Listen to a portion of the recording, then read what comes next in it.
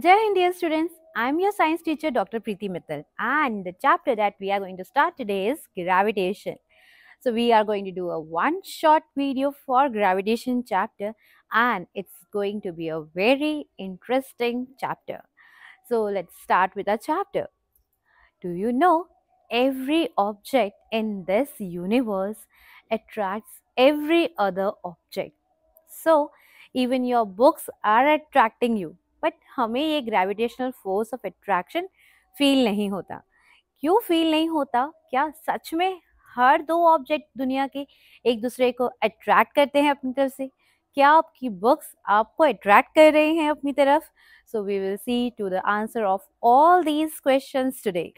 First, let's see to the concept of uniform circular motion. Whenever an object is moving in a circular motion, it experiences two forces. कोई भी object जब भी circular motion में move कर रहा है, हमेशा उसके ऊपर एटलीस्ट दो फोर्सेस एक्ट करते हैं. एक फोर्स उसको सेंटर ऑफ द सर्कल की तरफ पुल करता है और इसी फोर्स को हम कहते हैं centripetal force. So centripetal force always acts towards the centre of the circle and tries to pull that object towards the centre. तो अगर ये मून है that is revolving around the earth, तो अर्थ की तरफ इंटरनली उसको कोई पुल मिल रहा है and that is called centripetal force. एक सेकेंड फोर्स है जो हमेशा उसको बाहर की तरफ खींचता है and that force is provided by the velocity of that object. उस ऑब्जेक्ट की मोशन की वजह से वो ऑब्जेक्ट हमेशा बाहर की तरफ पुल होता रहता है. और इस फोर्स का नाम एनसीईआरटी बुक में गिवन नहीं है, but that force is known as centrifugal force. जब ये दोनों forces that is centripetal force towards the centre and centrifugal force बाहर की तरफ खींच रहा है, जब ये दोनों फोर्सेस एक दूसरे को कैंसिल आउट करते हैं, तभी कोई भी ऑब्जेक्ट सर्कुलर मोशन में मूव करता रहता है. And it continues to move in the circular motion till the point जब तक ये फोर्सेस एक दूसरे को बैलेंस कर रहे हैं. सपोज सेंट्रीफ्यूगल फोर्स बहुत ज्यादा हो जाए और ये सेंट्रीपिटल फोर्स जो एक्ट कर रहा है ऑब्जेक्ट पे दैट स्टॉप्स. अगर ये सेंट्रीपिटल फोर्स हम बंद कर दें तो क्या होगा? Then the object will fly off along the tangent of the circle. उसकी वेलोसिटी उसको बाहर की तरफ खींच लेगी and tangent of the circle के अलोंग वो ऑब्जेक्ट फ्लाई ऑफ हो जाएगा. टेंजेंट ऑफ द सर्कल क्या होता है? एक ऐसी लाइन जो कि सर्कल को सिर्फ एक पॉइंट पर टच करती है, उस लाइन को बोलते हैं टेंजेंट ऑफ द सर्कल. ये मैथ्स का एक टॉपिक है, आप आपके मैथ्स में पढ़ोगे. तो किसी भी ऑब्जेक्ट पे अगर सेंट्रीपिटल फोर्स लगना बंद हो जाए तो that object will not continue to move in the circular motion and now it will fly off along the tangent of the circle. मतलब अपना सर्कुलर मोशन छोड़कर वो ऑब्जेक्ट एक स्ट्रेट लाइन मोशन में कंटिन्यू करेगा, वो एक स्ट्रेट लाइन पाथ पर मूव करने लग जाएगा. ओके और इसका ऑपोजिट, अगर सेंट्रीपिटल फोर्स बहुत ज्यादा अप्लाई होने लग जाए, बहुत ही ज्यादा है, उसकी वेलोसिटी कम है और अंदर की तरफ जो पुल है वो बहुत ज्यादा है, then the object is going to fall towards the centre. फिर वो सर्कुलर मोशन में मूव नहीं कर पाएगा, सेंटर की तरफ फॉल हो जाएगा. और इससे रिलेटेड आपसे एक क्वेश्चन पूछा जाता है कि अर्थ के अराउंड मून रिवॉल्व करता है. अगर अर्थ का सेंट्रीपिटल फोर्स एक्ट करना उस पर बंद कर दे, अगर अर्थ का सेंट्रीपिटल फोर्स बंद हो जाए तो फिर क्या होगा? क्या मून अभी भी अर्थ के अराउंड रिवॉल्व करता रहेगा? So the answer is no. The moon will not continue to revolve around the earth and it will fly off in a straight line path. सीधे सीधे रास्ता चला जाएगा, हमारे चारों तरफ घूमना वो बंद कर देगा. इसका ऑपोजिट भी ट्रू है. अगर सेंट्रीपिटल फोर्स बहुत ज्यादा हो जाए so it will just fall on the surface of earth. अर्थ के ऊपर ही मून गिर जाएगा. One more question that is asked in your exams and is given in your NCERT book, that the moon revolves around the earth because of the centripetal force. So why doesn't the moon falls on the surface of the earth? Moon earth के ऊपर ही गिर क्यों नहीं जाता? Moon doesn't falls on the surface of the earth because उसकी velocity उसको बाहर खींच रही है. उसकी velocity centrifugal force provide कर रही है and due to which the moon continues to move in the circular pathway.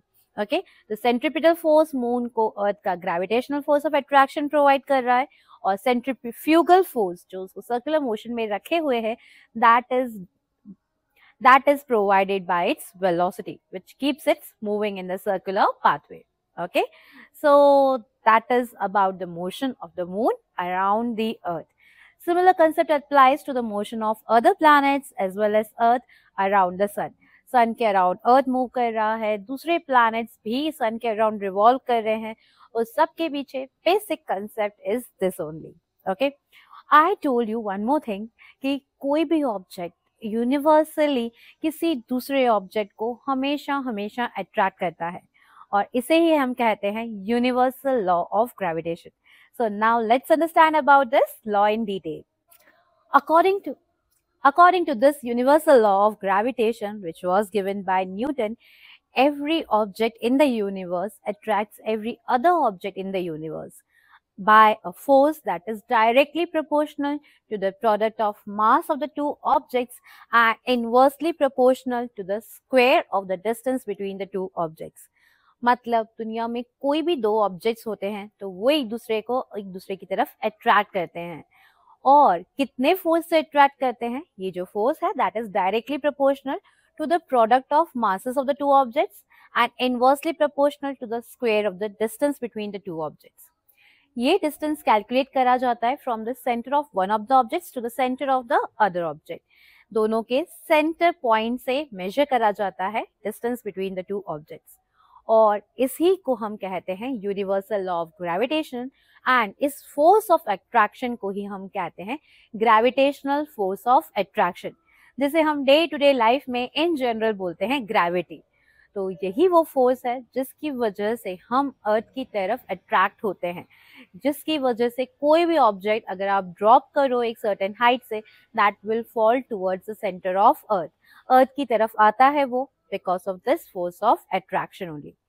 अगर हम इस फोर्स की बात करें कि इस प्रोपोर्शनलिटी साइन को रिमूव करना है हमें, तो इस प्रोपोर्शनलिटी साइन को रिमूव करने के लिए एक कांस्टेंट यूज करा जाता है, दैट इज कैपिटल जी.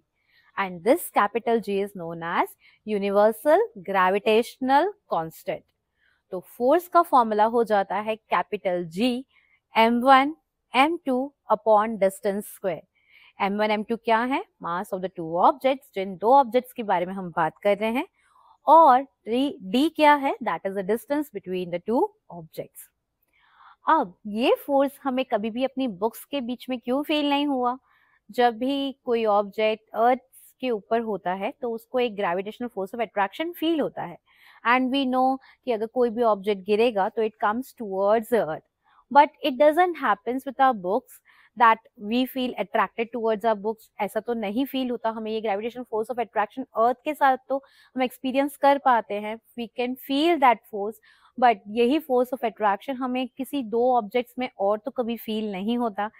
तो let's see to the reason of this question. The value of this capital G is very very small, और ये वैल्यू इतनी छोटी है जिसकी वजह से ये पूरे सॉल्यूशन का जो आंसर आता है, मतलब इस फोर्स ऑफ अट्रैक्शन की जो वैल्यू आती है, that comes to be very very less.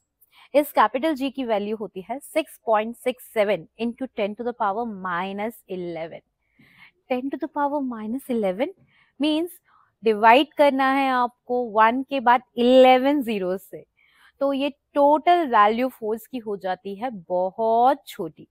बहुत ही छोटा आंसर आता है, और इसलिए ये फोर्स ऑफ अट्रैक्शन, कोई भी दो ऑब्जेक्ट्स रखे हैं एक दूसरे के पास में, तो हम उन दोनों के बीच में इस फोर्स ऑफ अट्रैक्शन को महसूस नहीं कर पाते. We don't feel this force of attraction because this force of attraction is very very negligible. बहुत ही वीक फोर्स है ये ग्रेविटेशनल फोर्स ऑफ अट्रैक्शन, और इसलिए हमें ये फील नहीं होता. एक और प्रॉपर्टी है इस ग्रेविटेशनल फोर्स ऑफ अट्रैक्शन की, that it is always attractive in nature. आप जानते हो दो मैग्नेट्स एक दूसरे को अट्रैक्ट भी कर सकते हैं, रिपेल भी करते हैं, but gravitational force of attraction हमेशा अट्रैक्टिव इन नेचर होता है. मतलब कोई भी दो ऑब्जेक्ट्स हमेशा एक दूसरे को अट्रैक्ट ही करेंगे, कभी भी एक दूसरे को रिपेल नहीं कर सकते. तो it's very weak force and it's always attractive in nature. अगर ऐसा है कि ये जी की वैल्यू इतनी छोटी है जिसकी वजह से हमारा पूरा फोर्स का आंसर बहुत छोटा हो जाता है, और इसलिए हमें ये फोर्स फील नहीं होता, तो अगर एक ऑब्जेक्ट उन दोनों ऑब्जेक्ट्स में से अगर एक ऑब्जेक्ट अर्थ है, तो हमें ये फोर्स क्यों महसूस कर पाते हैं? तो हमें इस फोर्स का क्यों पता चल पाता है? The reason is again in the formula only. आप देख सकते हो द फोर्स का फॉर्मूला है F is equal to capital G m1 m2 upon distance square.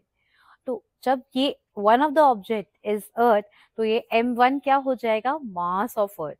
And क्योंकि मास ऑफ अर्थ बहुत ज्यादा है and because of this huge value, ये हमारा टोटल आंसर कंसिडरेबल आ जाता है। एंड दैट इज वाई ये फोर्स ऑफ अट्रैक्शन, अगर एक ऑब्जेक्ट अर्थ है तो हम उस फोर्स को फील कर पाते हैं। Okay, that is about the gravitational force of attraction. और इसे ही हम, जब एक ऑब्जेक्ट अर्थ होता है तो इसी फोर्स ऑफ अट्रैक्शन को हम डे टू डे लाइफ में इन जनरल ग्रेविटी बोलते हैं। जब हम ग्रेविटी के बारे में बात कर रहे हैं, actually we are meaning that gravitational force of attraction between earth and any other object.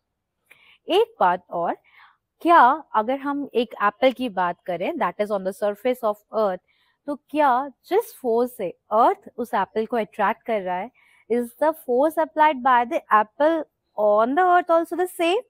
मतलब जिस फोर्स से अर्थ अपनी तरफ एप्पल को अट्रैक्ट कर रहा है, क्या वो एप्पल भी अर्थ को अट्रैक्ट कर रहा है? जी हाँ, बिल्कुल अट्रैक्ट कर रहा है। And you would be surprised to know that this force is equal. ये दोनों ही फोर्स इक्वल हैं क्योंकि फोर्स का फॉर्मूला तो सेम है, mass capital G, mass of the earth, mass of the Apple upon distance between the centre of the earth and Apple का square. तो ये फोर्स तो सेम है। फिर ये फोर्स ऑफ अट्रैक्शन एप्पल और अर्थ के बीच में सिर्फ एप्पल ही क्यों फील कर पाता है? क्यों हमेशा एप्पल ही अर्थ की तरफ अट्रैक्ट होता है? क्यों अर्थ एप्पल की तरफ मूव नहीं करता, जबकि फोर्स ऑफ अट्रैक्शन तो दोनों का सेम है? तो that comes from a second law of motion. आपको याद होगा सेकेंड लॉ ऑफ मोशन में हमने पढ़ा था force is equals to mass into acceleration. तो जितना फोर्स अर्थ एप्पल पे लगा रही है उतना ही फोर्स एप्पल भी अर्थ पे लगा रहा है। तो फोर्स तो दोनों का सेम है, मतलब product of mass into acceleration भी दोनों का सेम होगा। तो mass of the apple into acceleration of the apple is equal to mass of the earth into acceleration of the earth. क्योंकि दोनों सेम फोर्स अप्लाई कर रहे हैं तो ये प्रोडक्ट भी दोनों का सेम आएगा। बट मास ऑफ द अर्थ इतना ज्यादा है कि ये एक्सेलरेशन हो जाता है ऑलमोस्ट जीरो, और मास ऑफ द एप्पल इतना कम है कि ये एक्सेलरेशन हो जाता है कंसिडरेबल, और इसलिए एप्पल मूव करता है अर्थ की तरफ जबकि अर्थ मूव नहीं करता एप्पल की तरफ। ओके, एक बात इंपॉर्टेंट है, आपसे एमसीक्यू क्वेश्चंस में ये क्वेश्चन पूछा जा सकता है या 1 मार्क्स क्वेश्चन में पूछ सकते हैं कि अर्थ जितना फोर्स एप्पल पे अप्लाई कर रहा है, एप्पल जितना फोर्स अर्थ पे अप्लाई कर रहा है, ये दोनों फोर्सेस इक्वल हैं, या अर्थ ने ज्यादा फोर्स अप्लाई करा या एप्पल ने ज्यादा फोर्स अप्लाई करा, या दोनों ने ही कोई भी फोर्स अप्लाई नहीं करा। So remember, both of them are applying equal amount of force. The force applied by the earth on apple is same as that of the force applied by the apple on the earth.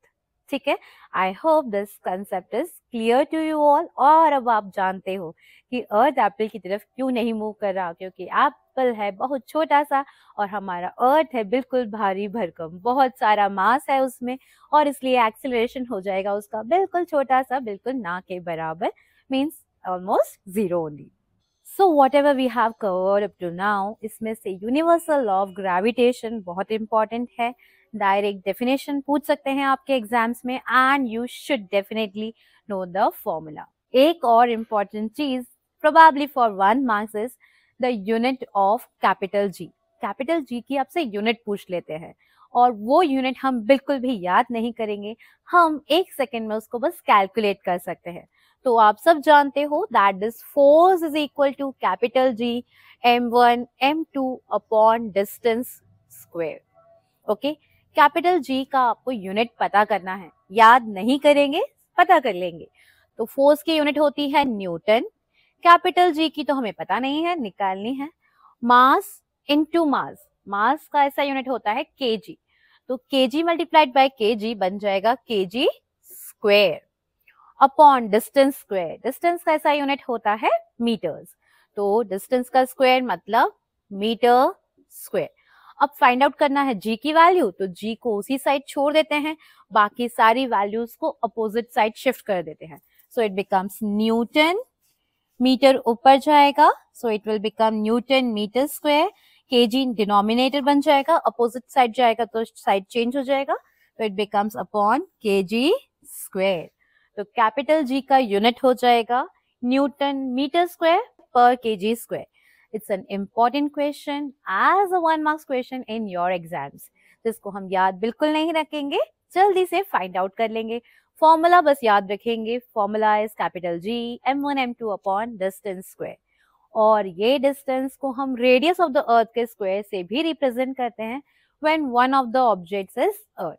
अगर दो objects में से एक object अर्थ है तो distance की जगह हम रेडियस ऑफ द अर्थ ले लेते हैं। क्यों? क्योंकि रेडियस ऑफ द अर्थ के कंपैरिजन में distance between that object and the earth is very very negligible.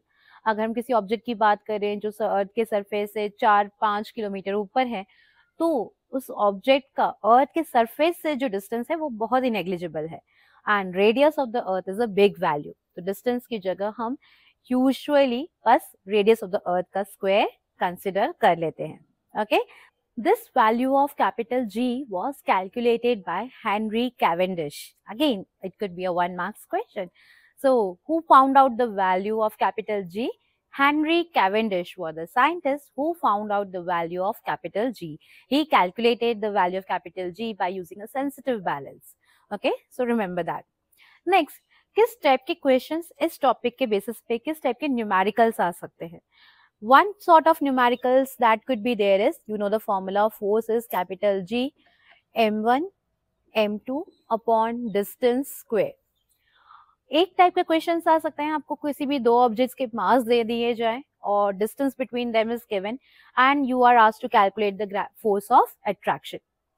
Second could be, आपको ये दे दिया जाए कि एक ऑब्जेक्ट अर्थ है, उसका मास इतना है, एक ऑब्जेक्ट सन है, उसका मास गिवन है, and distance between earth and sun is given, and then you are asked to calculate the force of attraction between them. ठीक है, इजी है, बस आपको वैल्यूज पुट करनी है और आंसर फाइंड आउट करना है। एक और टाइप का क्वेश्चन जो कि आने के चांसेस और भी ज्यादा हैं, वो है कि दो ऑब्जेक्ट्स हैं, उनके बीच का जो फोर्स है वो कुछ है, and if the distance between them is made double और ट्रिपल और 4 टाइम्स, कुछ भी आपको दे देंगे कि उन दोनों के, सपोज हम एक एग्जांपल लेके चलते हैं that the distance between the two objects is double, और आपको पूछते हैं कि अब नया फोर्स कितना है। बहुत ही इजी है, आप सबसे पहले फोर्स का ओरिजिनल फॉर्मूला लिख लेना and then write the value of F dash. ये एफ डैश क्या है? हमारा नया फोर्स। कब? जब distance between the two objects is double, distance हो चुका है डबल, तो अब क्या लिखेंगे? कैपिटल जी, मास अभी भी ऑब्जेक्ट्स का सेम ही है तो मास m1 और m2 वैसे ही लिखेंगे। अब डिस्टेंस की जगह क्या हो गया है? 2d हो गया है। नया डिस्टेंस क्या है? 2 टाइम्स d। सो हम डिस्टेंस की जगह क्या लिखेंगे? 2d का होल स्क्वायर। ओके, ये होल स्क्वायर मत भूलना बच्चों, ठीक है? अगर आप होल स्क्वायर की जगह केवल 2d स्क्वायर लिख लोगे तो आंसर गलत आ जाएगा, ठीक है? इसको फाइंड आउट करो, तो capital G m1 m2 upon 2d का होल स्क्वायर क्या होता है? 4d स्क्वायर, ठीक है?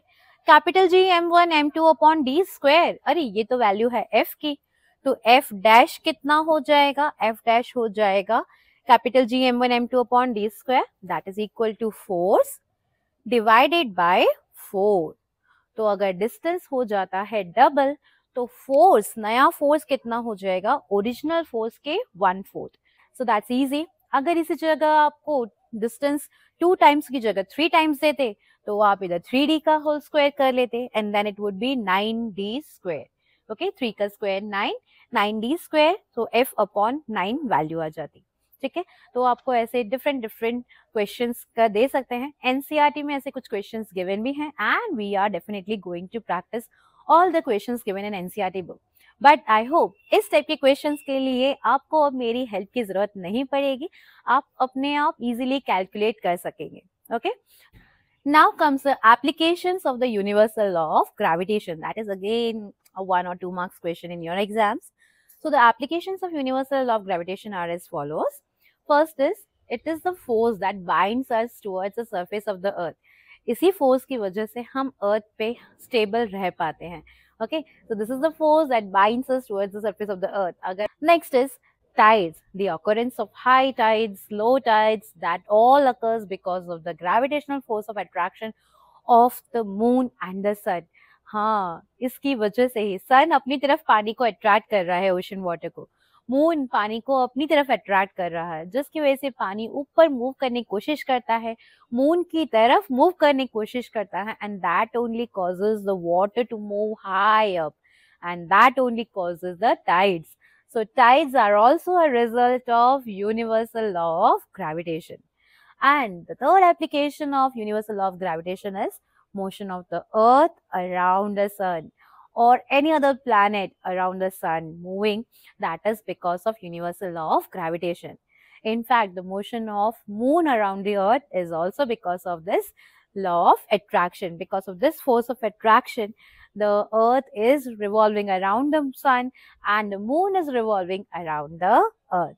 So that is all because of universal law of gravitation. That is all because of the force of attraction between any two objects in the universe. Next topic is of that of free fall. Free fall का मतलब क्या होता है? So whenever any object is moving towards the earth only under the effect of gravity, and that condition is known as the condition of free fall. So suppose I just leave my pen from here and it will fall down towards the surface of earth. इसे हम कहेंगे free fall. और जब भी कोई object free fall में होगा उसकी वेलोसिटी कंटिन्यूअसली इंक्रीज होती है, और इंक्रीजिंग वेलोसिटी को ही हम कहते हैं एक्सेलरेशन. तो जब भी कोई ऑब्जेक्ट को आप ड्रॉप करते हो, it starts it's journey from zero velocity and its speed goes on increasing, means it has acceleration. और ये एक्सेलरेशन कितना होगा और इस एक्सेलरेशन को क्या कहते हैं? This acceleration is known as acceleration due to gravity and represented by small G. इसे एक्सेलरेशन ड्यू टू ग्रेविटी क्यों कह रहे हैं? क्योंकि ग्रेविटी का मीनिंग मैंने आपको बताया था, that is gravitational force of attraction of the अर्थ. और ये एक्सेलरेशन क्यों हो रहा है? जो अर्थ अपनी तरफ पुल कर रहा है, अर्थ अपनी तरफ जो फोर्स ऑफ अट्रैक्शन लगा रहा है ऑब्जेक्ट के ऊपर, उसकी वजह से ये एक्सेलरेशन आ रहा है, और इसलिए हम इसे कहते हैं acceleration due to gravity. That is acceleration due to gravitational pull of the earth towards itself. और इसे हम रिप्रेजेंट करते हैं बाय स्मॉल जी. अब कैलकुलेट करते हैं इस स्मॉल जी की वैल्यू को. सो लेट्स सी, हमें फॉर्मूला पता है कि ये ग्रेविटेशनल फोर्स ऑफ अट्रैक्शन का फॉर्मूला था कैपिटल जी. अगर एक ऑब्जेक्ट अर्थ है तो m1 की जगह हम लिख देंगे मास ऑफ द अर्थ, m2 की जगह वो जो ऑब्जेक्ट जो गिर रहा है, suppose my pen, and distance square की जगह हम लिख देंगे रेडियस ऑफ द अर्थ का स्क्वायर, क्योंकि अर्थ के रेडियस के कंपैरिजन में 1-2 मीटर डिस्टेंस क्या वैल्यू रखता है. Okay, but I know one more thing, that when my pen is falling towards the earth, उसके ऊपर जो फोर्स लग रहा है उसे हम एक फॉर्मूले से और रिप्रेजेंट कर सकते हैं, and that force is also represented by mass into acceleration. उसे हम मास इनटू एक्सेलरेशन भी कह सकते हैं. और अब इसमें जितना एक्सेलरेशन होगा वो ग्रेविटी की वजह से होगा, इसलिए इसको ए से रिप्रेजेंट ना कर कर हम स्मॉल जी से रिप्रेजेंट करेंगे, that is acceleration due to gravity. तो हमारे पास फोर्स के दो फॉर्मूला हैं, एक तो ये that is capital G mass of the earth, mass of the object upon distance का स्क्वायर, और एक है मास इनटू एक्सेलरेशन. अब ये एक्सेलरेशन ड्यू टू ग्रेविटी है. ठीक है, mass of the object is same because I am talking about my pen. तो एक ऑब्जेक्ट इसमें से पेन है, तो ये दोनों साइड पर मास ऑफ द ऑब्जेक्ट एक दूसरे को कैंसिल आउट कर देंगे, और इसलिए ये स्मॉल जी का जो फॉर्मूला होगा that comes out to be capital G mass of the earth upon radius of the earth का स्क्वायर. ओके, तो ये आ जाता है हमारा स्मॉल जी का formula, that is capital G mass of the earth upon radius of the earth का square. One very interesting conclusion is here. This value of small g doesn't depends on the mass of the object. तो ये object मेरा pen है या duster या एक बड़ा सा rock, this acceleration is not going to change from one object to another, क्योंकि ये स्मॉल g की value mass of the object पर तो डिपेंड ही नहीं करती. ये डिपेंड करेगी कैपिटल जी पे, मास of the earth and radius of the अर्थ के स्क्वायर पे। सो ये ऑब्जेक्ट कुछ भी हो, चाहे एक ह्यूज रॉक या कोई एक छोटा सा object, this value of small g will remain the same. Based on this, you could be asked a question in your exams that you have two objects. The mass of one of the objects is suppose 20 kg and the mass of another object is suppose just 1 kg. और आपसे पूछा जाए कि दोनों में से कौन सा ऑब्जेक्ट अगर एक साथ ड्रॉप करा जाता है, अगर एक साथ फ्री फॉल की कंडीशन में आता है, तो कौन सा ऑब्जेक्ट पहले अर्थ पर पहुंचेगा? Both of them are going to reach simultaneously, एक साथ पहुंचेंगे, क्योंकि दोनों का एक्सेलरेशन जो होगा दैट इज द सेम, क्योंकि acceleration due to gravity is not depending on the mass of the object, and so both the objects are going to reach the surface of the earth at the same time, क्योंकि दोनों का acceleration same है। तो start करा दोनों ने zero velocity पे, तो धीरे धीरे इंक्रीज जो वेलोसिटी हो रही है that will also be increasing by the same amount, and so both of them would be reaching the surface of the earth at the same time. पर आप कहोगे मैम ऐसा थोड़े ना होता है, अगर मैंने एक पेपर लिया और दूसरा उस पेपर को क्रम्पल कर दिया, उसकी बॉल बना दी और फिर एक साथ दोनों को ड्रॉप करा, तो जो पेपर है वो ज्यादा टाइम लगता है उसको आने में। That's true, the paper is going to come up later because उसके ऊपर एयर रेजिस्टेंस ज्यादा अप्लाई हो रहा है, ज्यादा एयर रेजिस्टेंस अप्लाई हो रहा है और इसलिए वो धीरे धीरे नीचे आएगा। और जो बॉल के शेप में पेपर है उसके ऊपर एयर रेजिस्टेंस कम अप्लाई हो रहा है और इसलिए वो क्विकली अर्थ के सरफेस की तरफ आ जाएगा।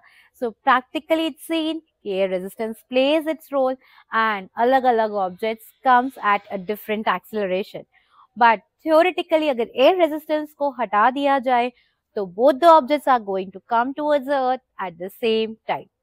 आपके एग्जाम्स में क्वेश्चन दोनों के बेसिस पे पूछे जा सकते हैं and it would be probably specified in the question कि दोनों साथ में आ रहे हैं, तो आप पूछेंगे कि क्यों आ रहे हैं साथ में, तो आप लिख देना दोनों साथ में इसलिए आ रहे हैं क्योंकि मास के ऊपर तो एक्सेलरेशन डिपेंड ही नहीं करता। अगर आपको बोलते हैं कि एक ऑब्जेक्ट पहले क्यों आ रहा है, तो बोलना कि उसके ऊपर एयर रेजिस्टेंस ज्यादा अप्लाई हो रहा है। We will see to one more concept that उसके ऊपर बुयांसी भी ज्यादा अप्लाई हो रही है और इसलिए वो धीरे आ रहा है। It is coming slowly, it is coming later as compared to the object which is having less air resistance. Okay, so we'll talk about that concept one more time once we read the concept of buoyancy. Okay, so I hope this concept of free fall is clear to you all. Now if we put the value of these things and calculate the value of small g, let's do that.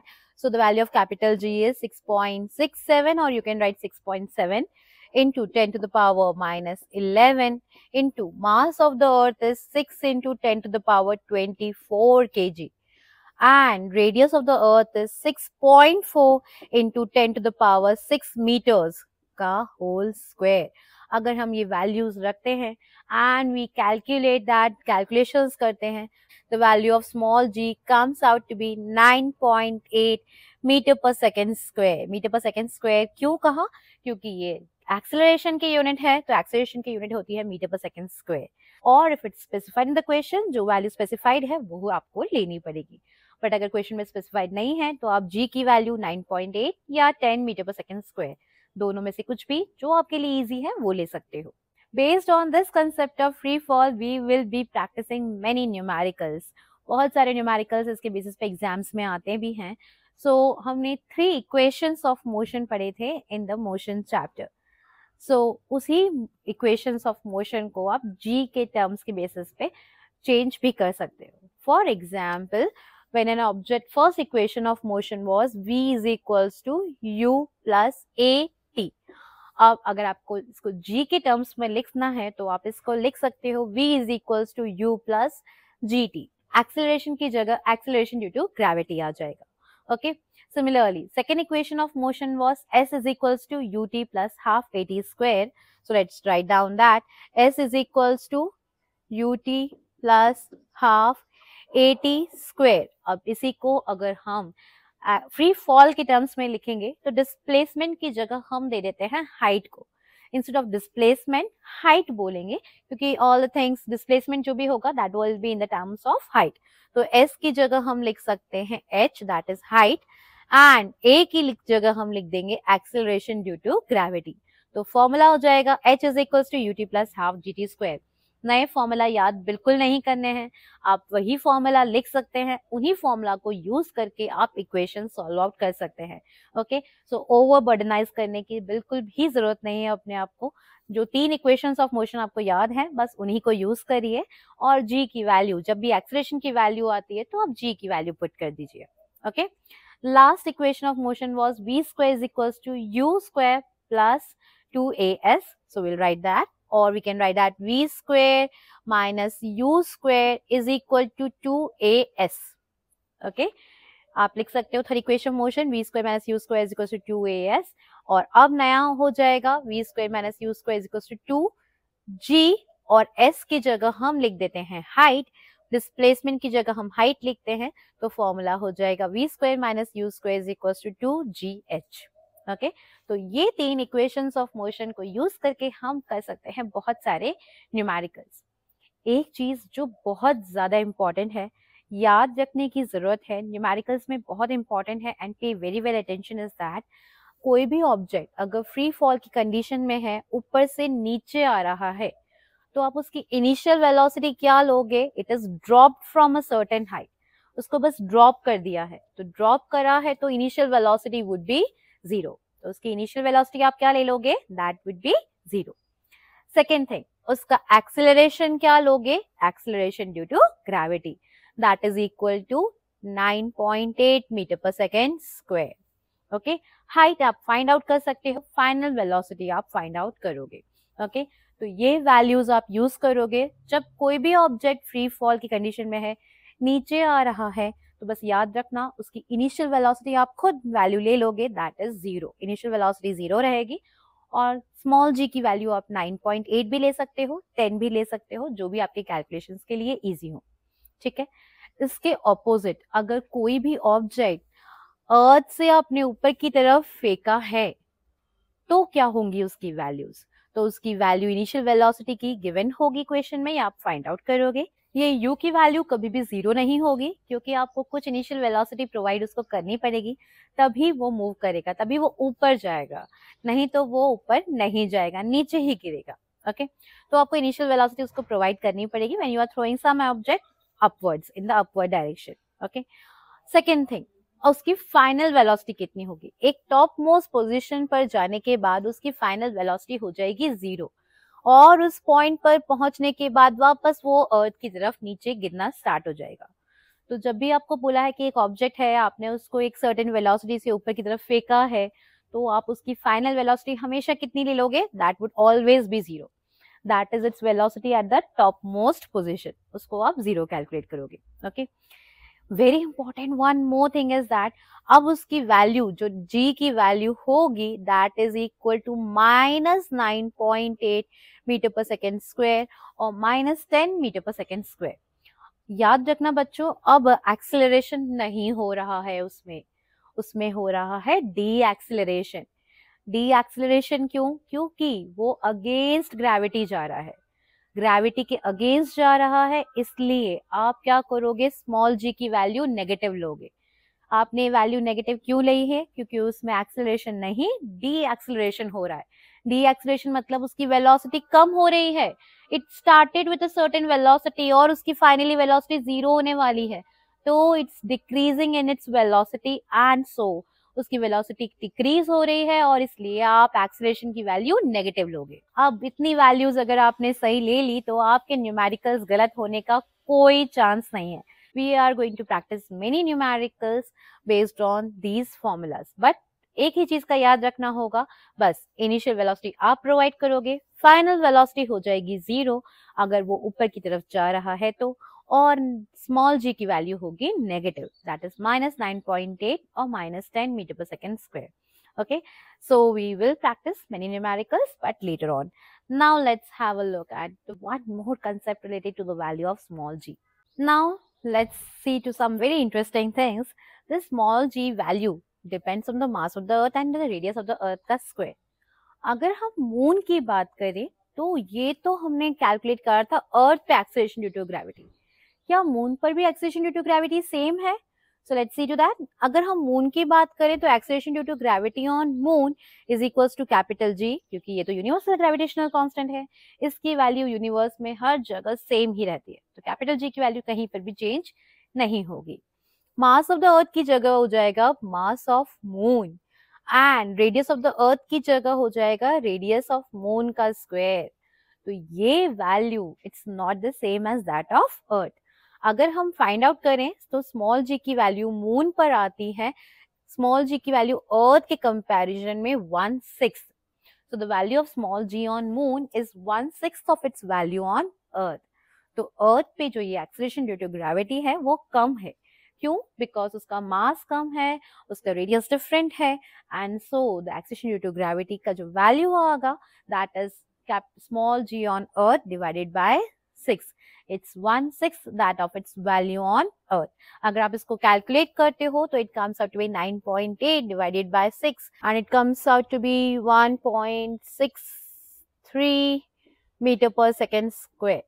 So it's very less as compared to that of Earth. It's just 1.63 meter per second square. The value of small g on moon is very less as that of Earth.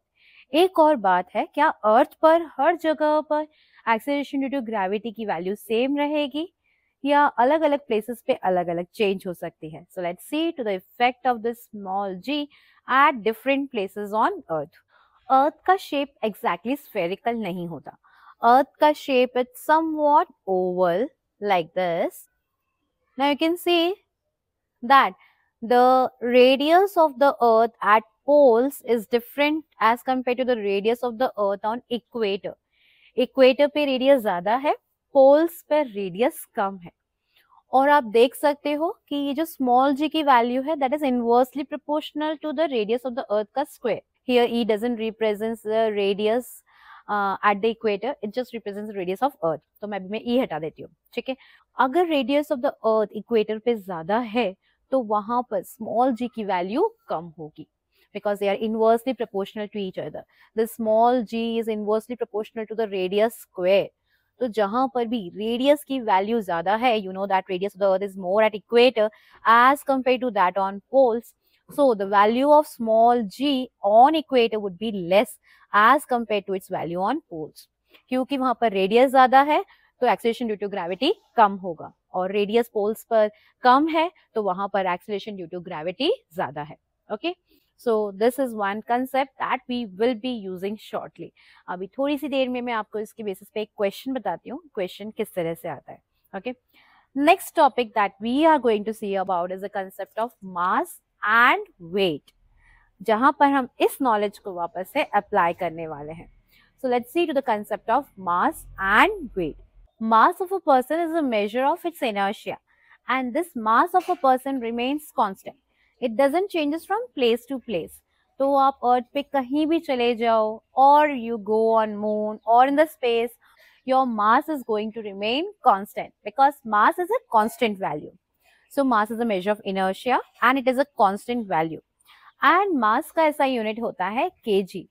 But अगर हम compare करें हमारे weight को, तो weight is the force by which the earth is attracting us towards itself. तो क्योंकि ये force है तो इसका यूनिट भी होगा न्यूटन, और उसका फॉर्मूला होता है weight is equals to mass into acceleration due to gravity. तो वेट क्या होता है? That is the force with which earth is attracting us towards itself. जिस फोर्स से हमें अर्थ अपनी तरफ अट्रैक्ट कर रहा है उसी फोर्स को हम कहते हैं weight. So weight is actually mass into gravity, और वेट का यूनिट होता है newton. And do you know when you stand on a weighing machine, आपकी वेइंग मशीन आपका वेट बताती है या mass? So let's see to that. आपकी वेइंग मशीन आपका वेट चेक करती है और उसको मास में कन्वर्ट करके आपको रीडिंग दिखाती है। So when you stand on a weighing machine, वो वेइंग मशीन है, वेट चेक करती है, बट आपको जो दिखाती है that is your mass. So suppose it's reading is 50, when you stand on a weighing machine उसकी रीडिंग आ रही है 50, तो multiply it with acceleration due to gravity. we take it as 9.8 or 10, whatever you wish. तो easy calculations के लिए हम g की वैल्यू ले लेते हैं 10. तो रीडिंग आएगी वेट की 500 Newton. So suppose your mass is 50 kg, your weight is 500 Newton and आपकी weighing machine check तो आपका weight करती है, पर आपको जो show किया जाता है that is your mass. जो reading आपको दिखती है that is your mass. आपकी weighing machine में structure होता है, internally it is having structured for that it divides your actual weight with the acceleration due to gravity. Actually वो check आपका weight करती है, it takes measures your weight कि आपको कितने force से earth अपनी तरफ pull कर रहा है. So the force with which the earth is pulling you towards itself is known as weight. And your weighing machine converts your weight into mass, performs the calculations and shows you your mass. तो अगर आप weighing machine पे खड़े होते हो और आपका wait आप बोलते हो 50 kg है, तो it's not your weight, that is your mass. Your weight is approximately 500 Newton. Okay, because weight is the force with which the earth is attracting you towards itself, and weight का unit होता है Newton, not kg. So it might come as a 1 marks question that what is the unit of weight. So the unit of weight is not kg, it's Newton, because it's a force with which the earth is attracting you towards itself. एक बात और हमने देखा था, that is acceleration due to gravity is going to change from place to place. Equator पे g की value कम है क्योंकि रेडियस ज्यादा है, एंड पोल्स पे ये g की वैल्यू ज्यादा है because the radius at poles is less. So weight is dependent on acceleration due to gravity. तो वेट भी चेंज होगा from place to place. So weight of a person on equator would be less as compared to weight of a person on poles. Poles पे किसी person का wait ज्यादा होगा और equator पे उसका वेट कम होगा क्योंकि acceleration due to gravity is less at equator. This is एक क्वेश्चन और बच्चे कई बार पूछते हैं दैट एक बियर है that is standing at certain place और उस पर जो एक्सेलरेशन ड्यू टू ग्रेविटी लग रहा है, suppose it's 11 metre per second square. आपको बताना है उस बियर के बालों का कलर क्या है. Okay, so the answer for this is that the bear is a polar bear क्योंकि acceleration due to gravity ज्यादा कहाँ पर है, poles पर. तो that is a polar bear and that is why जो bear है उसका बालों का जो कलर होगा that is white in color. Polar bear has white fur. Okay, but उसके साथ ही ये क्वेश्चन थोड़ा गलत भी है क्योंकि पोल्स पे एक्सेलरेशन ड्यू टू ग्रेविटी की वैल्यू ज्यादा है but it can never be up to 11. Earth पर इतनी ज्यादा acceleration due to gravity poles पर भी नहीं होगी. So acceleration due to gravity at poles और equator, I have told you that it's a very small difference only. इतना ज्यादा डिफरेंस नहीं होता कि पोल्स पे उसका एक्सेलरेशन ड्यू टू ग्रेविटी उस पर्सन पे जो लग रहा है या उस बियर पे जो लग रहा है that is going to be 11. ठीक है, तो वो क्वेश्चन थोड़ा गलत है बट बच्चे यूजुअली ऐसे क्वेश्चंस पूछते हैं कि उस बेयर का कलर बताओ, तो फर का कलर होगा व्हाइट क्योंकि वो एक पोलर भी है क्योंकि वहां पर ग्रेविटी ज्यादा लग रही है. Okay, so I hope you are clear this weight and mass. Now let's see to the differences between mass and weight because it's a very important question for your exams to tell the differences between mass and weight. So here are the differences between mass and weight. Mass of an object is a measure of inertia, whereas weight of an object is the force of attraction experienced by any object towards the earth. So this is the force with which an object is pulled by the earth. Second point is this mass of an object is a constant value. It doesn't changes from place to place. So everywhere on earth or in the universe, the mass of an object is going to remain the same. Whereas weight of an object changes from place to place. So at different places, the weight of an object would be different because it depends on acceleration due to gravity. Weight एक ही object का अलग-अलग places पे अलग-अलग होगा. Third point is the SI unit. The SI unit of mass is kg and the SI unit of weight is Newton. तो SI unit mass का है kg and weight का है Newton. Next, mass is a scalar quantity and weight is a vector quantity. क्योंकि वो force है तो force एक वेक्टर क्वांटिटी होता है, इसलिए weight is also a vector quantity, whereas mass is a scalar quantity. So these are the differences between mass and weight. These are important for your exam point of view. One of the question is also given in the NCERT book, that what are the differences between mass and weight. So you should remember these differences. Okay. So by that, we have seen the differences between mass and weight. And remember this very important concept, that weight on equator is less as compared to that on poles. Based on this, one question is given in your NCERT book कि आपका एक friend है अमित, उसको आपने कहा कि मेरे लिए कुछ गोल्ड खरीद के ले आना, and he was going at poles. तो उसने पोल्स पे से कुछ गोल्ड आपके लिए परचेज किया। आपने बोला मेरे लिए 1-2 किलो सोना लेते हुए आना पोल्स पर से। So he purchase some gold for you at poles.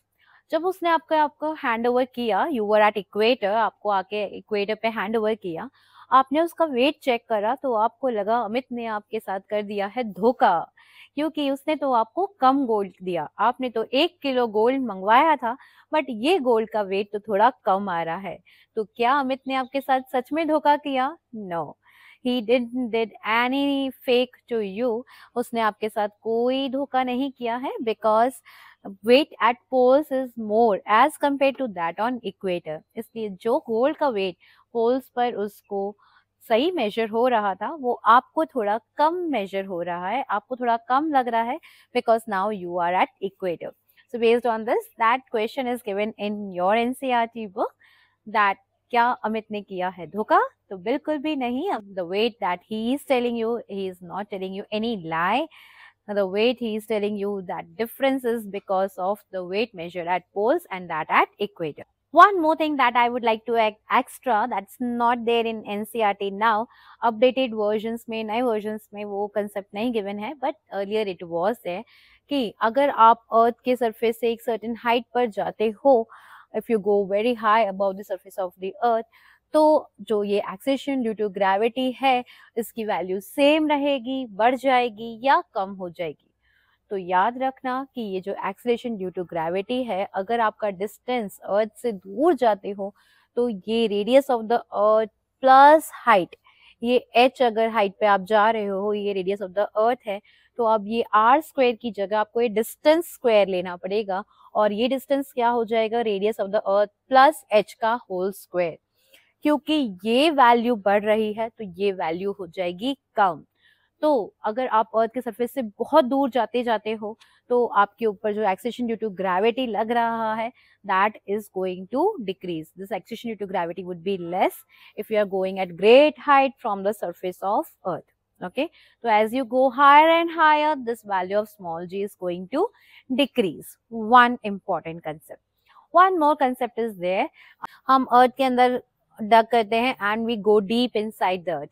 हमें लगेगा कि ऊपर जाने पर डिक्रीज हो रहा है, तो नीचे जाने पर तो इंक्रीज होना चाहिए, है ना। अब तो रेडियस ऑफ द अर्थ कम होने वाला है, अब तो डिस्टेंस कम हो रहा है हमारे और अर्थ के सेंटर के बीच में, तो अगर ये वैल्यू डिक्रीज हो रही है तो ये वैल्यू तो बढ़नी चाहिए।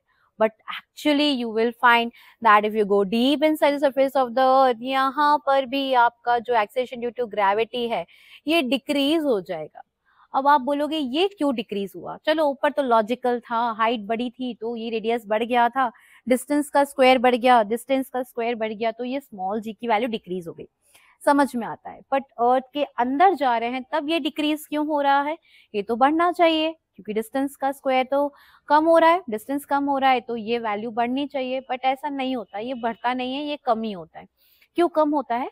Because when you go deep under the surface of the earth, suppose your position is now here, तो आपका रेडियस जो है, डिस्टेंस का जो स्क्वायर है, वो तो डिक्रीज हो गया, पर one more thing is there, what more thing has decrease, that is the mass. अब जो mass of the earth consider होगा, वो आपके ऊपर वाला मास कंसिडर नहीं होगा। अब आपके नीचे जितना अर्थ बचा है, बस उसका ही मास कंसिडर होता है, और इसलिए आप डीप जाओगे तब भी एक्सेलेरेशन ड्यू टू ग्रेविटी की वैल्यू कम होगी, एंड आप सरफेस की बहुत ऊपर चले जाओगे, हाइट बहुत ऊपर चले गए, तो भी वैल्यू कम होगी। So small g value is going to decrease in both the conditions, when whether you go deep inside the earth or you go at a great height above the surface of earth. Very easy to remember, ऊपर जाएं या नीचे, g की value होनी है कम। ठीक है. So it's easier to remember, but you should know the concept. But that is not there in your NCERT book. तो आपके 9th standard level exams में शायद ना पूछे ये concept. But it is important for any competitive exam that you would be facing later in your life. Okay, so you should be aware of it. That's all about the acceleration due to gravity. Now let's have a look at the concept of thrust and pressure. What is thrust? First, let's see to that. So thrust is the force applied perpendicularly to the surface of any object. जितना force perpendicularly किसी भी object पे आप apply करते हो उसी force को हम कहते हैं थ्रस्ट. तो ये फोर्स का ही एक और कहने का तरीका है. अगर परपेंडिकुलरली फोर्स लगाया तो उसको कह दिया थ्रस्ट, क्योंकि फोर्स ही है ये, तो इसका यूनिट भी सेम होगा and that is Newton. Force का यूनिट न्यूटन होता है तो थ्रस्ट का यूनिट भी न्यूटन ही है. एक और क्वांटिटी आती है that is pressure. Now pressure is the force applied per unit area. कितना फोर्स आप 1 मीटर स्क्वायर मतलब पर यूनिट एरिया पे अप्लाई करते हो उसको हम कहते हैं pressure. And this pressure value is not the SI unit of pressure is not the same as that of force. तो इसका यूनिट क्या है देख लेते हैं. फोर्स का यूनिट होता है न्यूटन, एरिया का यूनिट होता है, ये एरिया पे डिपेंड कर रहा है, तो एरिया का यूनिट होता है मीटर स्क्वायर. तो newton per metre square is a unit of pressure और इस न्यूटन पर मीटर स्क्वायर को ही हम कहते हैं pascal. That is also known as pascal. ठीक है, तो pascal is the SI unit of pressure. ठीक है, तो SI unit of pressure is pascal, that is equal to 1 newton per metre square. Fine, so that is pressure. Pressure is the force applied per unit area. अब इस pressure के basis पे बहुत सारे questions आते हैं, है ना. We will see to many questions right now, but सबके पीछे बस एक कंसेप्ट है. अगर आपको प्रेशर बढ़ाना है तो क्या करोगे, एरिया को कम कर दोगे. ठीक है, तो आपको जहां पर भी प्रेशर बढ़ाना है एरिया को कम कर दो. फॉर एग्जाम्पल आपसे पूछेंगे कि कटिंग एज ऑफ नाइफ जो होते हैं ना वो इतने शार्प क्यों होते हैं, है ना. कटिंग एज ऑफ नाइफ जो होता है बहुत शार्प होता है. क्यों होता है शार्प, उसको ऐसा ब्रॉड क्यों नहीं बनाया. अगर ब्रॉड बनाओगे तो प्रेशर कम लगेगा. So they are sharp to increase the pressure and by decreasing the area we increase the pressure. तो उसका एरिया बहुत कम है, एरिया ऑफ कॉन्टैक्ट बहुत कम है. सो व्हाट वाज देयर, जो एरिया है वो आपने कम कर दिया तो प्रेशर इंक्रीज कर दिया. तो जब भी प्रेशर बढ़ाना है क्या करना है, आपको एरिया को कम करना है. ठीक है, वन मोर थिंग, जब आप आयरन नेल को वॉल में इंसर्ट करते हो तो you have a pointed end of the nail. Pointed and की जगह अगर आप उसके ब्लंट एंड को यूज करके और now you start probing that into the wall, would you be able to easily do that? No, आप इजीली नहीं कर पाओगे. क्यों? क्योंकि अब क्या करेंगे, हमें तो प्रेशर बढ़ाना था, तो इसलिए प्रेशर बढ़ाने के लिए उसका पॉइंट कैसा दिया है, शार्प. एरिया कम कर दिया है, शार्प एरिया कर दिया है. शार्प चीजों का एरिया कम हो जाएगा, एरिया ऑफ कॉन्टैक्ट कम हो गया तो प्रेशर बढ़ गया, तो इजिली नेल को अंदर कर सकते हैं. इसी जगह उसकी ब्लंट एंड से अगर हमने उसको अंदर पुश करने की कोशिश करेंगे तो एरिया बढ़ाते ही प्रेशर कम हो जाएगा और इसलिए वो नेल इजिली अंदर नहीं एंटर हो पाएगी. ठीक है, एक क्वेश्चन आपको और एग्जाम्स में पूछते हैं कि अगर जो आपके बैग के जो स्ट्रैप्स होते हैं अगर वो ब्रॉड की जगह से ना बहुत पतले पतले होते, थिन स्ट्रैप्स होते, स्ट्रॉन्ग तो पूरे होते बट थिन होते, तो अच्छा रहता या आपको ब्रॉड स्ट्रैप वाला बैग चाहिए. आप शॉपिंग के लिए गए, एक बैग के जो स्ट्रैप्स हैं वो ब्रॉड हैं और एक के एकदम पतले पतले हैं और आपके पास है भारी भरकम बुक्स इतनी सारी बच्चों. So you are asked which would you would prefer. तो आप ऐसा बैग सिलेक्ट करना जिसके स्ट्रैप्स थोड़े ब्रॉड हों. ब्रॉड होंगे तो प्रेशर कम लगेगा आपके शोल्डर्स के ऊपर. उस बुक्स का प्रेशर, पढ़ाई का प्रेशर तो रहेगा ही रहेगा बट उन बुक्स का प्रेशर थोड़ा कम हो जाएगा. तो ब्रॉड स्ट्रैप्स होंगे, एरिया ज्यादा होगा तो प्रेशर कम हो जाएगा. ओके, ऐसे बहुत सारे वेरिएशंस कर सकते हैं क्वेश्चंस में. बस याद रखना, जब भी प्रेशर को इंक्रीज करना है एरिया को कम करना है, प्रेशर को डिक्रीज करना है तो एरिया को बढ़ा दो. ठीक है, एक और क्वेश्चन पूछते हैं कि जो आर्मी टैंकर्स होते हैं that are moving on continuous chains, उनके ऊपर कंटिन्यूअस चेन्स लगी हुई होती है. तो ये कंटिन्यूअस चेन्स क्यों होती है, तो ये कंटिन्यूअस चेन से क्या होगा, एरिया बहुत बढ़ जाएगा. तो ये जो प्रेशर अप्लाई करेंगे on the road that would be decreased, क्योंकि ये बहुत भारी भरकम होते हैं, they are having huge weight. तो बहुत ज्यादा प्रेशर अप्लाई करेंगे तो अगर रोड पे चल रहे हैं तो रोड ब्रेक हो जाएगी, अगर सैंड के ऊपर चल रहे हैं तो वो सैंड बिल्कुल प्रेस हो जाएगा. तो इसलिए उस प्रेशर को कम करने के लिए उनके जो टायर्स हैं या तो वो बहुत ब्रॉड होंगे या फिर अगर आर्मी टैंकर्स की बात करें तो they have a continuous chain. Okay, continuous chain के ऊपर वो होते हैं ताकि वो एरिया बहुत बढ़ जाए और प्रेशर बहुत कम हो जाए. Okay, so such questions could be asked, theoretical questions could be asked based on this concept of pressure. It's very easy and very very important for your exams as well. ठीक है, तो आपसे कभी भी पूछें कि आपको इसका एरिया बड़ा करना है या छोटा वाला चूज करना है, तो आप देख लेना, जब भी प्रेशर को इंक्रीज करना है तो हम एरिया कम कर देंगे, एंड वाइस वर्सा, अपोजिट. ठीक है, I hope this concept is clear to you all. One more question is asked that if you lie down on sand, then you don't go very deep in the sand, but if you stand on sand, loose sand पे आप अगर खड़े हो जाते, if you stand on the loose sand, then you go very deep inside the sand. Why is it so? तो ऐसा इसलिए है क्योंकि आपका जो वेट है वो न्यूटन्स में है, तो वो फोर्स अप्लाई कर रहा है. जब आप लाई डाउन हो जाते हो तो एरिया बढ़ जाता है, सरफेस एरिया ऑफ कॉन्टैक्ट बढ़ जाएगा, तो प्रेशर कम हो जाएगा. Instead of that when you are standing on sand, तो क्या है, फोर्स तो उतना ही है, अभी भी आपका वेट उतना ही है, एंड फोर्स एंड वेट का यूनिट सेम है.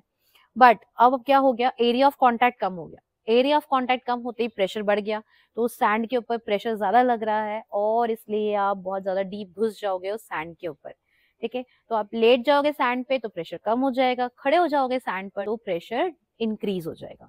Okay, so by that you can answer any probable questions that can come in your exams based on this topic.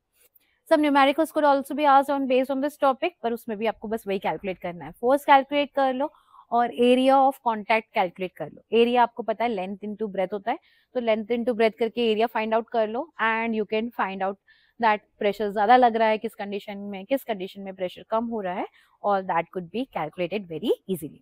Okay, now the concept of pressure in fluids. सबसे पहले तो fluids कहते किसको हैं? Any liquid और gases are known as fluids. तो ये बात बिल्कुल याद रखना कि फ्लूइड का मतलब सिर्फ लिक्विड ही नहीं होता, any gases are also included in fluids. Fluids वो होते हैं जो फ्लो कर सके, जो फ्लो कर सकता है वो फ्लूइड होता है, and liquids as well as gases both can flow, and so both are known as fluids. So कोई भी फ्लूइड किसी भी कंटेनर में होता है तो वो उसकी वॉल्स के ऊपर प्रेशर एक्सर्ट करता है. अब आप एक बॉटल का एग्जाम्पल लो, एक बॉटल आपने ले ली और उसमें अलग अलग लेवल्स पे you pierce some holes in that bottle, you make some holes in that bottle, और उस बॉटल को आपने पूरा पानी से भर दिया. सो यू विल फाइंड कि जो सबसे बॉटम वाला होल है उसमें से पानी सबसे दूर तक जा रहा है, और जो सबसे ऊपर वाला होल है उसमें पानी सबसे पास तक ही आ रहा है. क्यों? क्योंकि जितना ऊपर फ्लूइड है वो सारा का सारा प्रेशर अप्लाई करेगा सबसे बॉटम वाले होल में, तो सबसे ज्यादा प्रेशर कहाँ पर होगा? सबसे बॉटम में. तो ये जो प्रेशर होता है that is in all directions. जब भी किसी फ्लूइड के ऊपर प्रेशर अप्लाई करता है तो वो अपने कंटेनर्स पे ये नहीं देखेगा कि राइट वाले कंटेनर का जो वॉल है ना उस पर ज्यादा प्रेशर अप्लाई कर दो और जो लेफ्ट वाला है ना उस पर थोड़ा प्रेशर कम अप्लाई करता हूँ, ऐसा नहीं होगा. In all directions the pressure is distributed equally, पर जितना नीचे जाते जाते हो आप किसी भी फ्लूइड में प्रेशर उतना ही बढ़ता जाता है, क्योंकि उसके ऊपर जितना भी फ्लूइड है वो सब उसके ऊपर प्रेशर अप्लाई कर रहा है. ठीक है, और इसलिए जब भी आप कोई सबमरीन कंस्ट्रक्शन करते हो, सबमरीन्स बनाते हो जो कि सी में अंदर तक जाते हैं, डीप जाते हैं, तो they have a pressure limit. कितना नीचे जा सकते हैं ना, that is a limit for them. कुछ सबमरीन्स ऐसे होंगे जो बहुत ज्यादा डीप तक जा सकते हैं, कुछ सबमरीन्स ऐसे हो सकते हैं जो कि कम डीप डेप्थ तक ही जा सकते हैं. सो दैट विल डिपेंड कि वो कितना प्रेशर को झेल सकते हैं, कितना प्रेशर को रेजिस्ट कर सकते हैं. तो जैसे जैसे आप सी में बॉटम तक जाते जाते हो the pressure increases a lot. सारा ऊपर जितना पानी है वो प्रेशर क्रिएट कर रहा है. So you are not able to go very deep inside the water because at that area pressure बहुत हाई हो जाएगा. That is about the concept of pressure in fluids. Now comes the concept of buoyancy. It's a very interesting topic and one of my favorites. So what's buoyancy? Any fluid exert an upward force on any object immersed partially or fully in it, and that upward force is known as buoyant force, and this concept is known as buoyancy. तो किसी भी fluid, चाहे वो air हो, चाहे वो कोई liquid हो, चाहे water हो, any fluid will include what liquids as well as gases. Any fluids have a tendency to exert an upward force on any object that is there in that fluid, and that upward force is known as buoyant force. उसको क्या कहते हैं? buoyant force.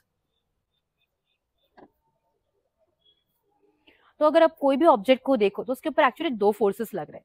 एक तो उसका wait जो उसको नीचे की तरफ खींच रहा है, mass into acceleration into gravity, उसका वेट उसको नीचे खींच रहा है, और जो बोयेंट फोर्स है वो उसको ऊपर पुश कर रहा है। बेचारा ऑब्जेक्ट जाए तो जाए कहाँ, है ना, यही आता है, कहाँ जाएगा, जो भी फोर्स ज्यादा होगा उस तरफ चला जाएगा। तो अगर बोयेंट फोर्स ज्यादा है तो वो उस फ्लूइड के ऊपर फ्लोट कर लेगा, it will float on that fluid.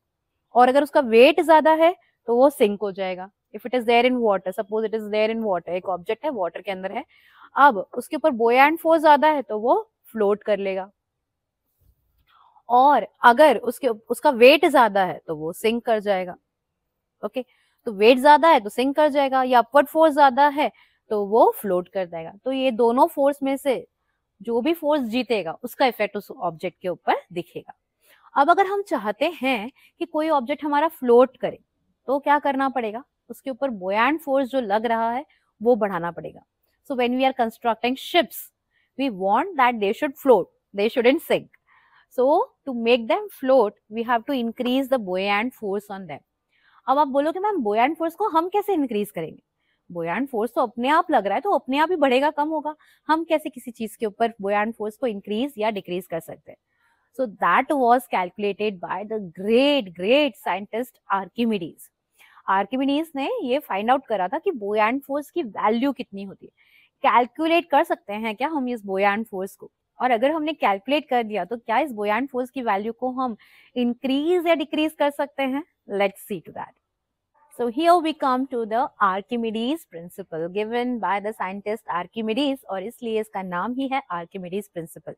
So what does this concept states? Let's see to the definition of this Archimedes principle. According to the Archimedes principle, whenever an object is immersed partially or fully in a fluid, then it experiences an upward force. And that upward force is equal to the weight of the fluid displaced by that object. Okay. अब इस definition को समझते हैं कि Archimedes ने जो ये कहा इसका मतलब क्या है। मतलब अगर एक इमेजिन करते हैं, हमने लिया एक fluid, suppose I take water in a tank and that was 1000 litres of water, 1000 litres of water था। अब मुझे पता करना है, मैंने इसमें एक ऑब्जेक्ट को डाला। Okay, suppose you go inside a pool, आपको पता है जब आप पूल के अंदर उतरते हो तो पानी का लेवल थोड़ा ऊपर आ जाता है। ओके, तो पानी का लेवल थोड़ा ऊपर आएगा। Suppose you only go into that pool, आप चले गए इस पूल के अंदर, इस वाटर टैंक के अंदर आप चले गए। अब आपने देखा कि अब आपके ऊपर बोयेंट फोर्स कितना अप्लाई हो रहा है, आपको ये कैलकुलेट करना है। तो आपके ऊपर बोयेंट फोर्स कितना अप्लाई हो रहा है, that would be equal to, अब जो ये पानी का लेवल है आपके जाने के बाद, suppose earlier it was 1000 litres and now it has come to 1001 litre. अब कितना पानी शो कर रहा है, 1001 लीटर मार्क तक आ गया। मतलब आपके जाने के बाद कितना पानी डिस्प्लेस हुआ, 1 लीटर पानी डिस्प्लेस हुआ। और अगर आपने 1 लीटर पानी डिस्प्लेस करा तो आपके ऊपर बोयेंट फोर्स कितना लगा, बोयेंट फोर्स कितना लगा, buoyant force would be equal to the weight of 1 litre water. 1 litre water का वेट मेजर कर लो and that is equal to the buoyant force. तो आपके ऊपर बोयेंट फोर्स कितना लगा, 1 लीटर पानी के वजन के बराबर। तो आपके ऊपर कितना बोयेंट फोर्स अप्लाई किया, that is equal to the weight of the fluid displaced by you. अब अगर ये शिप है तो आप चाहते हो कि बोयेंट फोर्स ज्यादा से ज्यादा लगे ताकि आपकी शिप फ्लोट करती से रहे। ठीक है, अब आप बोयेंट फोर्स इंक्रीज करना चाहते हो, तो बोयेंट फोर्स को इंक्रीज कैसे करोगे, आप चाहोगे कि ज्यादा से ज्यादा वाटर को डिस्प्लेस करे। आप कूदे जब इस टैंक के अंदर तो डिस्प्लेस हुआ पानी और वो 101 1001 लीटर तक के लेवल पर आ गया। सपोज आपने इसमें एक शिप कंस्ट्रक्ट करके डाली एंड यू वांट कि उस पर बोयेंट फोर्स ज्यादा लगे। Suppose it comes to 1005 litre mark, earlier it was 1000, आपके कूदने पे सिर्फ 1001 तक आया था। अब आपने उसमें आप आ गए वापस बाहर और आपने उसके अंदर एक शिप डाली है। शिप के डालने के बाद वो पानी का लेवल कितना शो कर रहा है, 1005 लीटर्स। तो कितना बोयेंट फोर्स उस पर अप्लाई होगा, 5 लीटर्स का डिफरेंस आया है। तो 5 लीटर्स पानी का जो वेट है that is equal to the buoyant force applied on that ship. तो शिप के ऊपर बोयेंट फोर्स कितना अप्लाई होगा, 5 लीटर पानी का जो वेट होता है, weight you know it's in newtons, उसके बराबर बुयान फोर्स उस पर अप्लाई होगा। तो जितना पानी वो डिस्प्लेस कर रहा है, उसका जो वेट है, उस फ्लूइड का जितना वेट है, उतना ही उसके ऊपर बुयान फोर्स अप्लाई होगा। ओके, सो अगर आप चाहते हो कि आपकी शिप डूबे नहीं, तो आप क्या चाहोगे कि वो ज्यादा से ज्यादा पानी को डिस्प्लेस करे। जितना ज्यादा पानी वो डिस्प्लेस करेगी, उतना ही ज्यादा उस पे बुयान फोर्स अप्लाई होगा और वो फ्लोट कर पाएगी easily. Okay, based on that, some questions are there in NCERT book that you are asked that if you have a sheet of iron, then it sinks in water, but if you make a ship out of that sheet only, then it floats on water. What is the reason? So you will say that the ship is going to displace more water, ज्यादा पानी को displace करेगी वो, as compared to the sheet of iron made of the same material. The ship is going to displace more water, so it will have more buoyant force, because buoyant force will be equal to the weight of the fluid displaced by that object. वो object जितना fluid को displace करेगा, उतना ज्यादा उसके ऊपर बुयान force apply होगा। तो जब भी बुयान फोर्स ज्यादा चाहिए, क्या करो, उसका शेप इस तरह से बनाओ कि वो ज्यादा से ज्यादा पानी को डिस्प्लेस कर पाए। जितना ज्यादा पानी डिस्प्लेस करेगा, उतना बुयान फोर्स लगेगा, इतना इजीली वो उसके ऊपर फ्लोट कर पाएगा। Okay, next important question is the applications of Archimedes principle. So let's see to this. Archimedes principle is used in the construction of ships and submarines. So you all know very well that when you have to construct a ship, आप use करोगे Archimedes principle और find out करोगे कि कितना buoyant force उस पे apply हो रहा है, उतना ही weight आप उसमें carry कर सकते हो. So ships and submarines are constructed by calculating the buoyant force based on Archimedes principle.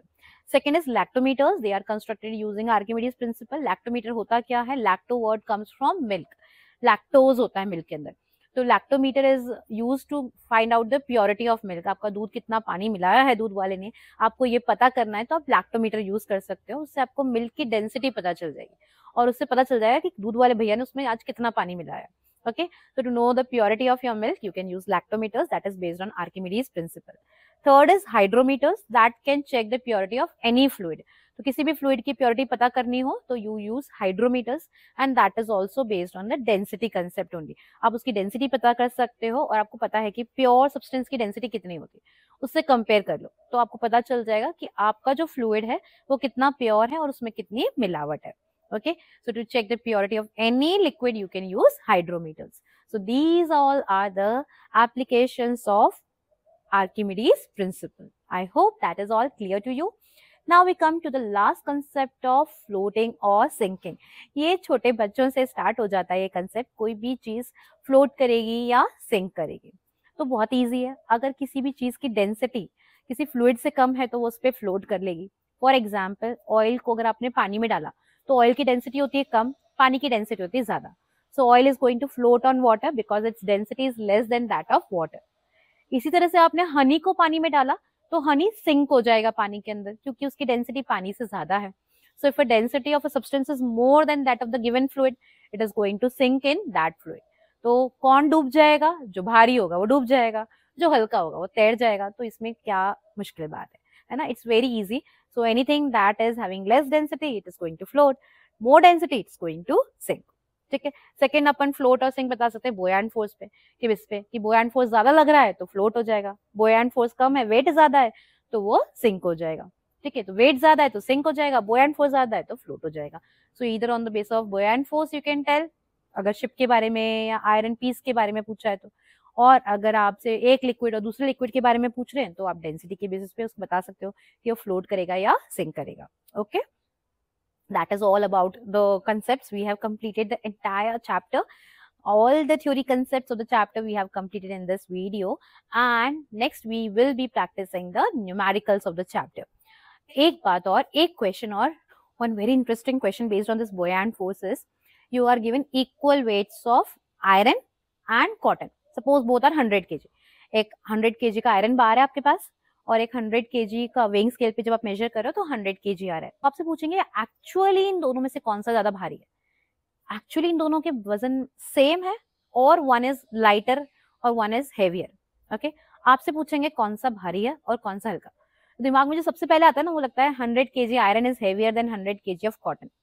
But answer इसके अपोजिट है. Actually 100 kg of cotton is actually more heavier as compared to 100 kg of iron. अब इसको समझते हैं क्यों. I have a 100 piece of 100 kg iron, तो ये 100 kg iron है. It's a piece of iron. और दूसरा मेरे पास है 100 kg cotton. So you know that cotton is going to take a lot of space. तो ये मेरा है 100 kg cotton. अब ये जो 100 kg cotton है, ये ज्यादा एयर को डिस्प्लेस कर रहा है या ये 100 kg का आयरन? कौन ज्यादा एयर को डिस्प्लेस कर रहा है? तो ऑब्वियसली मेरा कॉटन ज्यादा डिस्प्लेस कर रहा है. ये मेरा कॉटन है जो इतनी सारी एयर को डिस्प्लेस कर रहा है, बहुत सारी एयर को डिस्प्लेस कर रहा है. और वहीं 100 kg आयरन थोड़ी सी एयर को डिस्प्लेस कर रहा है. तो जितना फ्लूइड ये डिस्प्लेस कर रहा है, एयर इज ऑल्सो फ्लूइड, जितना एयर या फ्लूइड को ये डिस्प्लेस कर रहा है उतना ही ज्यादा इस पे बोयंट फोर्स लग रहा है.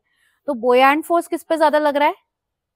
बोयंट फोर्स किस पे ज्यादा लग रहा है? कॉटन पे. बोयंट फोर्स इस पे ज्यादा लग रहा है.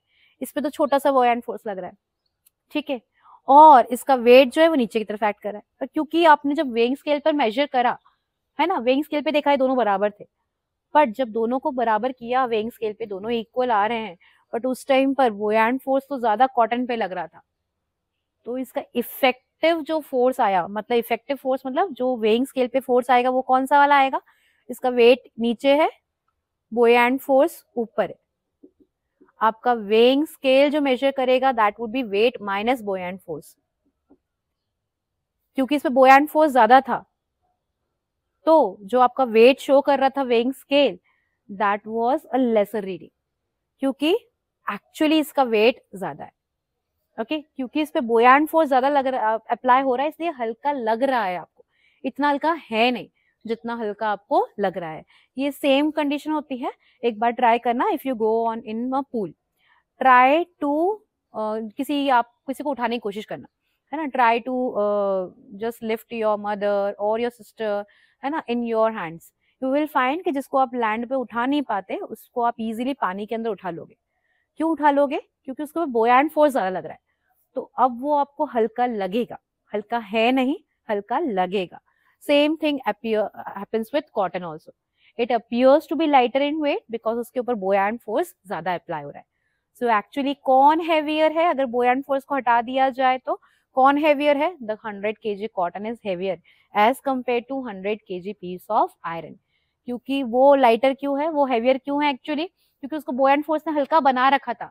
जैसे आपकी मदर को आपने जब पूल में उठाया तो आपकी मदर को हल्का बना दिया पानी ने, ऐसे उस एयर ने उस कॉटन को हल्का बना दिया, पर है एक्चुअली हल्की नहीं. Okay it's heavier as compare to that of iron. Okay so इसको आप सिस्टमैटिकली आंसर के फॉर्म में लिखोगे that it is having more buoyant force because it is having more, it is displacing more amount of air, and so its actual weight is actually more than that of 100 kg piece of iron, which is displacing less amount of air and it is experiencing less buoyant force. Okay, I hope this concept is clear. इस concept को clear करने के लिए बस next time pool जाओ तो अपने किसी friend को गोद में उठाने की कोशिश करना. Just try to lift that person in your arms and you will feel that person is very light in weight. So that person is not light in weight. It's appearing to be light in weight because of the buoyant force helping you out. Okay. Similarly, ये cotton भी हल्का हो गया है because of buoyant force. Actually और ज़्यादा भारी है. Okay. So by that we have completed with all the theory concepts of the chapter gravitation. I hope you were able to understand each and every topic. Do let me know if you have any questions, queries or any doubts in your mind. I would be happy to help you out. That's all for today. Take care of yourselves. Good day everyone.